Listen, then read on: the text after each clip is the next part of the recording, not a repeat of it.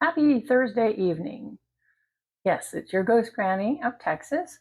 And I was thinking, I wanted to give you a demonstration how things in a house can actually affect animals. I know a lot of you have asked me. I had a little ghost hunting dog. He was just a little stray Maltipoo.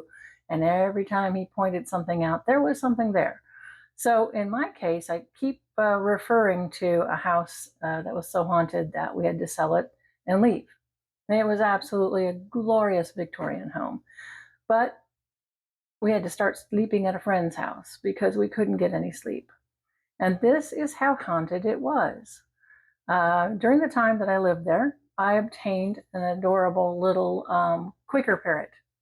And when I got him, he had no feathers, nothing. So I nursed him back to health, and he grew up with us, and he grew up in that house. And as he grew up, of course, he learned different. He could talk really well, actually. He actually named himself. His name was Buck Buck. That's what he called himself. And the fun thing about this is that as he learned to talk, he would do something very creepy. In that house, we heard a lot, stairs creaking, footsteps up the stairs, voices, all kinds of voices. And we heard things going on in the attic. It had a huge attic. It could have been a house all by itself. It was just huge. That's where they held their dances. Anyway, Buck Buck got to doing something rather strange. He would make noises that we couldn't figure out at first. And he was just a young parrot at the time. And then I realized what it was. And let me tell you, the skin, chicken skin, as Eddie, one of my favorite gamers, Eddie would say it's chicken skin because it just totally creeped me out. Buck Buck would go, you couldn't understand him, but you could tell he was copying something because they don't learn by not copying. They copy things. They copy voices. And he would make inflections, and it was whispering.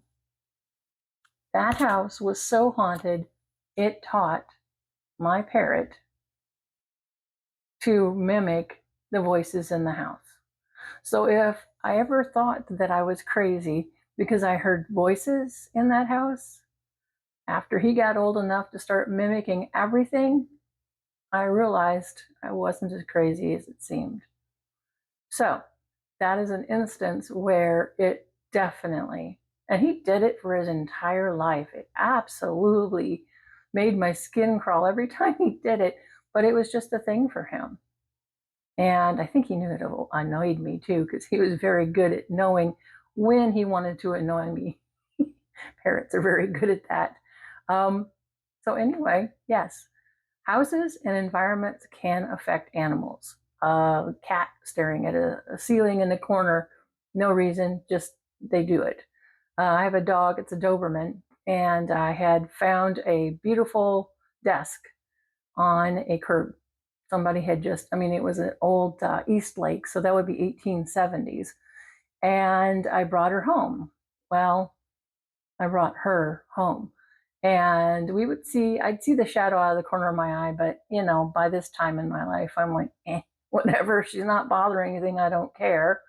But it was a rather small, little portly, woman. And the Doberman, he just would not leave her alone.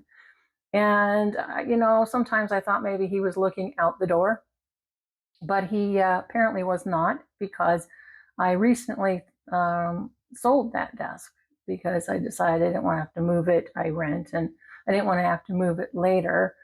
So I sold it recently, and he has not done that since. So, yeah. So leave me a comment. Let me know if you've had pets do the same thing. Pets have good taste. You kind of need to believe what they're seeing, because just because you see it doesn't mean that they don't. Same thing with young children. I'll tell you about a conversation my son had with a man in the closet one time. Again, very creepy. But again, another story for another day, and I will see you soon. Thanks for listening.